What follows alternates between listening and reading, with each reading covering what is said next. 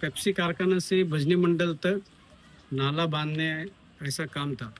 तो ये पेप्सी कारखाने से भजनी मंडल तक लोगों का दीवार को प्लास्टर और पॉइंटिंग करके उनका फाउंडेशन को 60 लाख रुपए का बिल निकला है। और जबकि ये नाला वार्ड नंबर 13 में भी नहीं आता है और दलित बस्ती में भी नहीं आता है। ये नागरिक दलित बस्ती का आता नहीं, नागरिक दलित बस्ती का पैसा का भी अफरा तफरी किया है।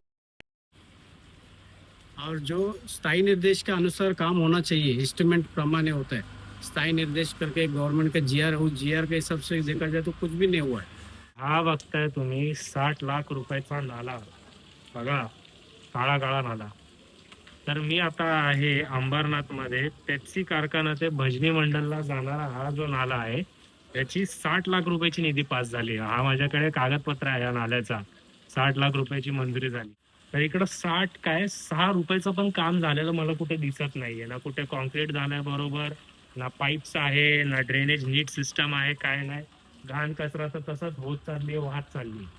तर अंबरनाथ नगर परिषद लोकांना अशा परिस्थितीत ठेवणार आहे का आयुष्यभर? याच्यामध्ये काही बदल घडवणार आहे की नाही?